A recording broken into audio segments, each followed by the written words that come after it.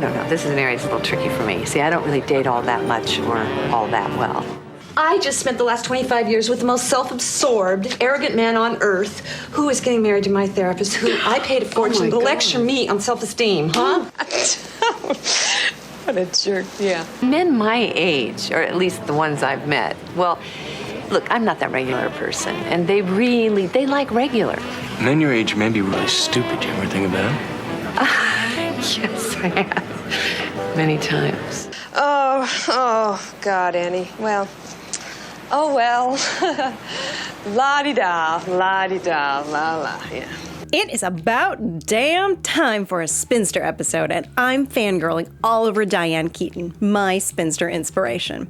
The 77 years fabulous Spinster has been acting since 1972 in over 58 roles. She does comedy, she does drama, and off-screen, and on really, she does personal style. I mean, she's probably the reason that we're still talking about Annie Hall because of her iconic menswear-inspired look. You know the one. A timeless, chic look that we will get into later in this episode. And this is the Spinster Life Podcast, the podcast that wears the pants around here. In recent years, Diane Keaton has been singing the single song all over social media, talking about how she doesn't date, doesn't want to get married, any of it, which we will also get into. She has been linked romantically in the past with problematic filmmaker Woody Allen, La La Land debacle facilitator Warren Beatty, and ancient baby maker Al Pacino, but never married any of them. She adopted her children in her 50s by herself and lived this single mom by choice life. She's also been maintaining her icon status by appearing in a string of old lady hijinks movies with her American treasure counterparts like Jane Fonda and Mary Steenburgen, giving us some alternative to bro comedies, 80s and 90s IP revivals, and superhero movies. So let's talk about Diane. Born Diane Hall on January 5th, 1964 in Los Angeles, she changed her name to Keaton because that's her mother's maiden name and because there was already a working actor called Diane Hall when she started her career. Diane is famously not a Nepo baby, despite her famous last name. And despite her love for Buster Keaton, she is not related to the famous silent film star or to Michael Keaton. She dropped out of college to pursue an acting career, which obviously paid off. Her first roles were on Broadway, where she was first cast as an understudy in the musical Hair, and she refused to take her clothes off. I love it. She's been counterculture to the counterculture, preferring to cover up even then. Which leads to one of the reasons that Diane Keaton is such a legend, her sense of style.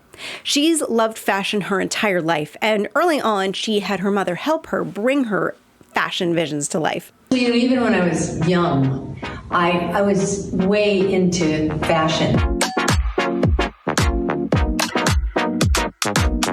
That was the beginning of my response to wearing whatever the hell I liked. So, I'm always curious about it, always interested in whatever style was going on. I'm more like, hey, that's interesting what you're wearing.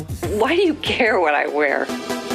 Since then, she's been in iconic movies that won awards for her work, in Annie Hall, an Oscar, a Golden Globe, and a BAFTA, just to name a few, another Golden Globe for Something's Gotta Give, and an AFI Lifetime Achievement Award. And the iconic movies that are just fun to watch, like Father of the Bride, First Wives Club, and Book Club.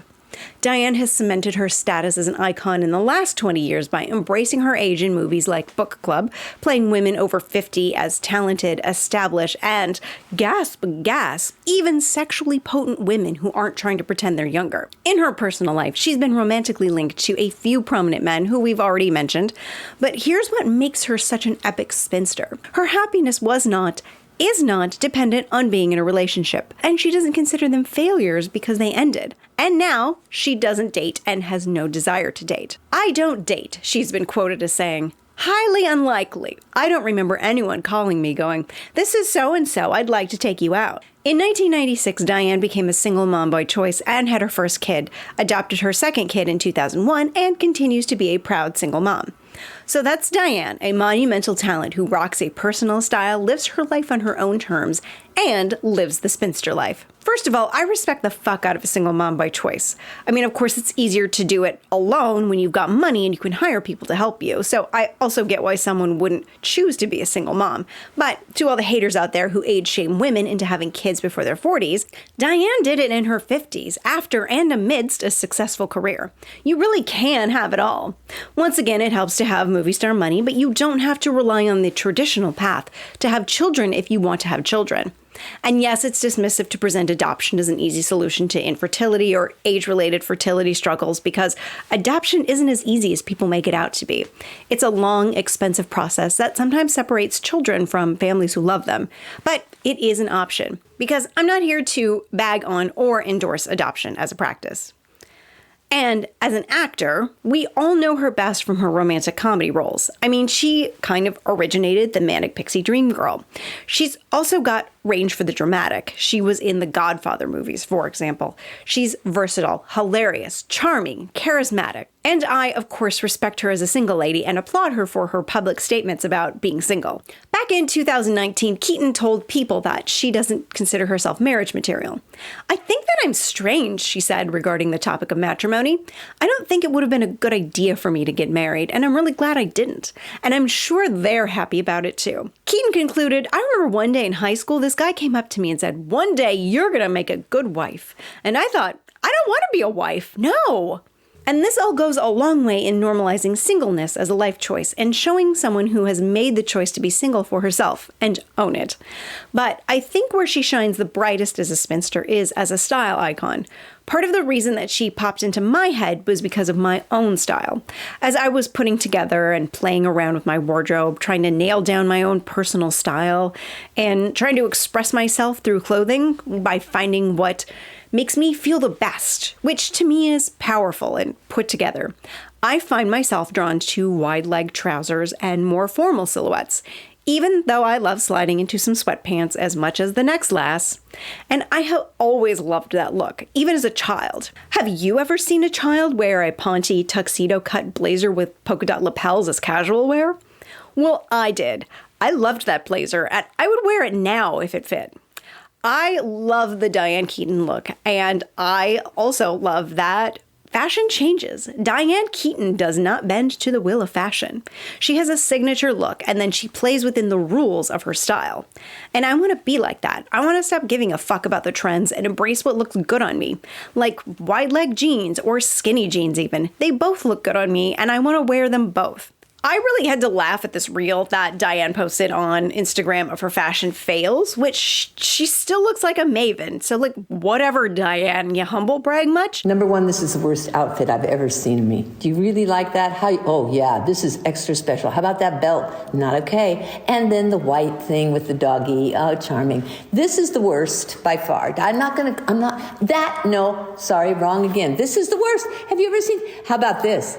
Ugly. How about that? What? Wait, this is going too fast. Oh, the breast, no good.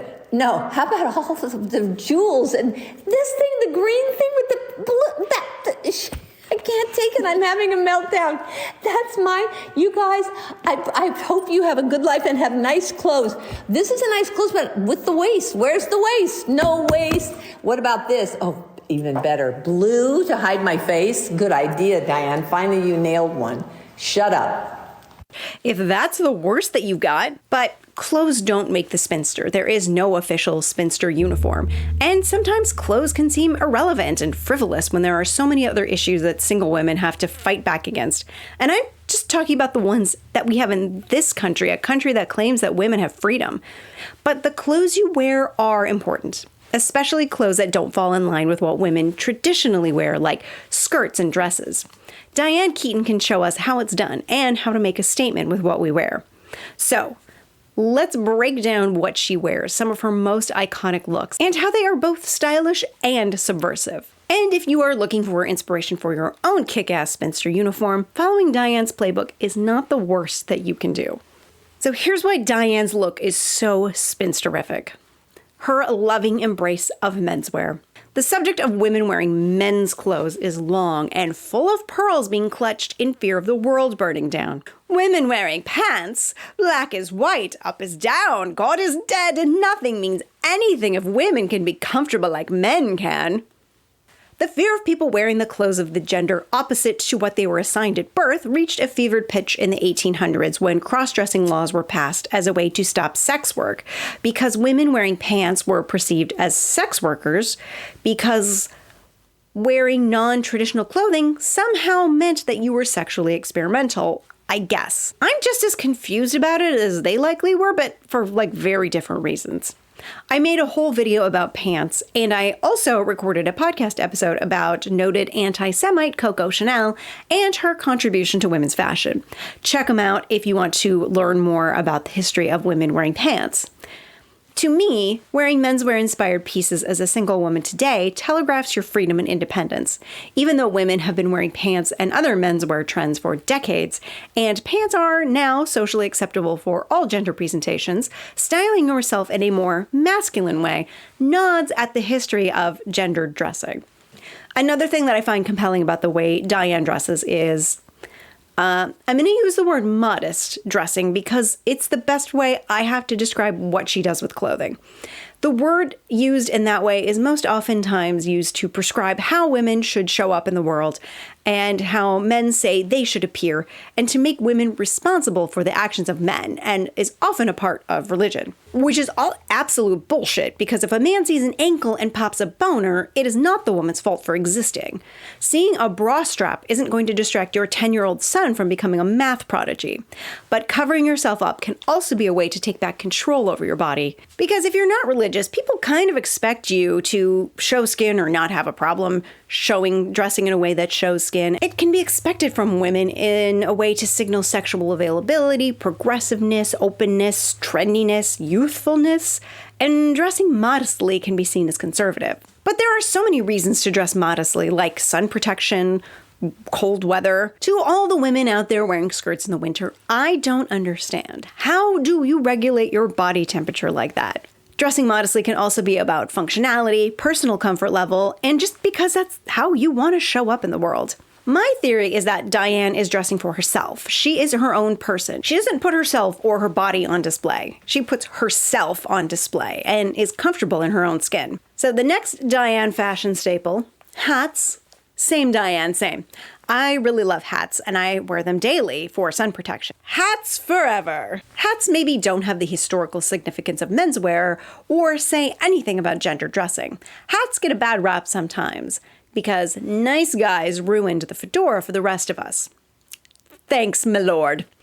Hats are both practical and make a statement at the same time by keeping the sun off your face so you can actually see the world around you, if you're sensitive to light like I am.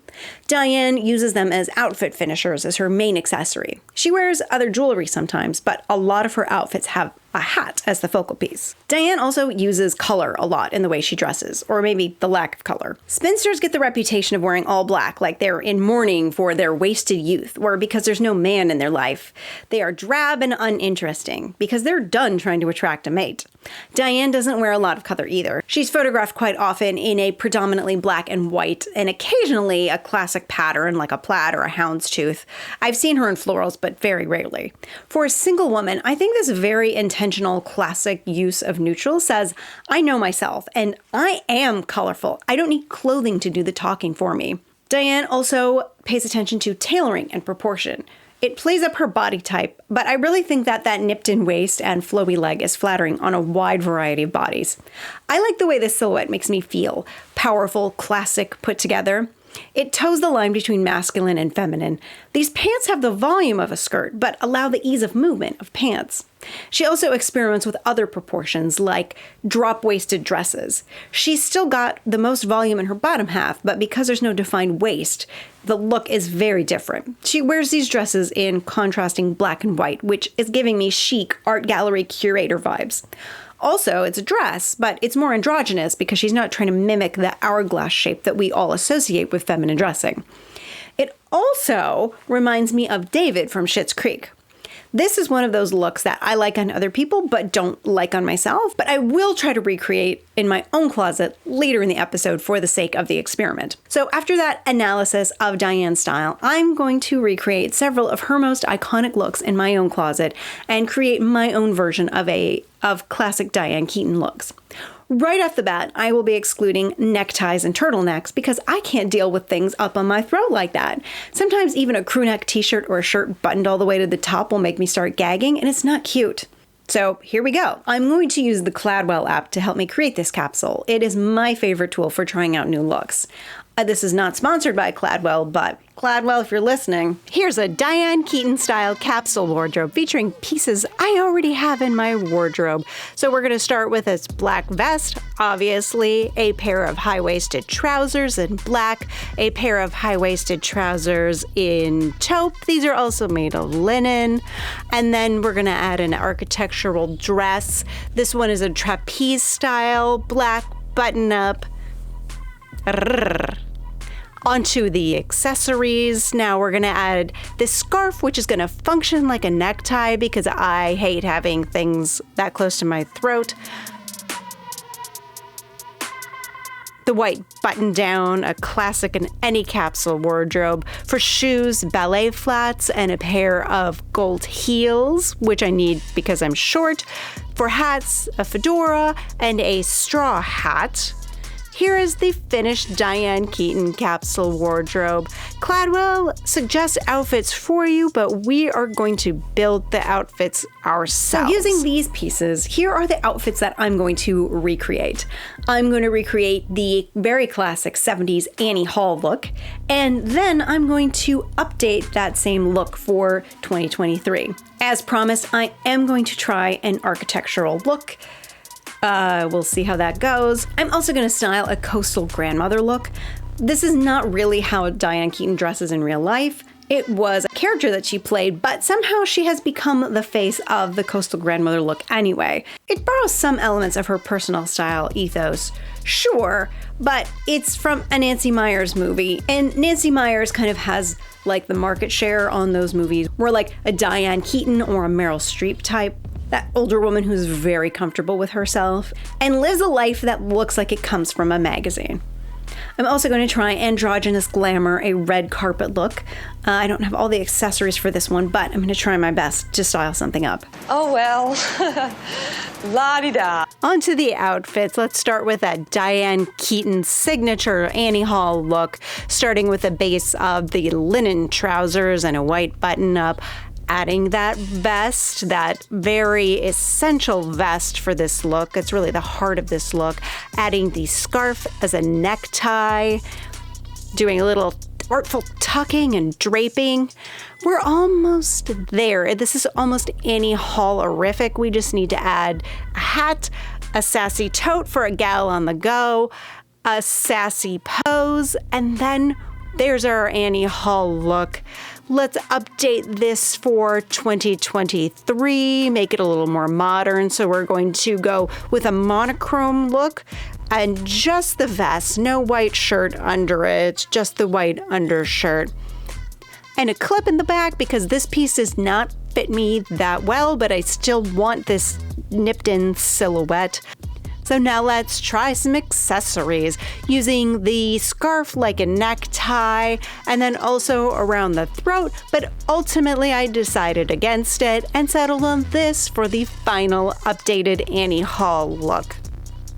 Now for the architectural silhouette, if you remember I had the trapeze dress, so here it is. It's a very simple piece. It's a statement on its own, but we'll add a hat to make it a little more Diane Keaton-esque. And I'm going to try this straw hat, but I think it makes me look like I'm going fishing. So I think the final look will be the black hat. The coastal grandmother look. Of course, the base is the linen trousers and the white button-up.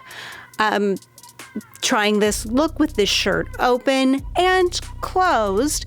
Adding the hat, the bare feet so you can feel the sand between your toes. And I ultimately went with the shirt open. I thought it looked more breezy, more casual. Now on to the red carpet look. With that photo as inspiration. So we're gonna do a fun asymmetrical tuck with the shirt, asymmetrical buttoning and asymmetrical tuck. Pop the collar, updo. I actually really like this look. I would probably add some pearls or a little bit more jewelry to make it more of a statement. Thanks, Diane. Thanks for being your fantastic, independent, spinstery self, showing us that traditional elements of spinsteriness, like wearing black clothing, can be chic as fuck, and that we really can have it all. Have a Diane Keaton-inspired look? I want to see. Tag at Living the Spinster Life in your social media posts. Thanks for listening, or thanks for watching. You can follow me on YouTube for more great videos. I release videos most Sundays. Subscribe to the newsletter on Substack to get new episodes of the podcast in your inbox. We'll see you next time.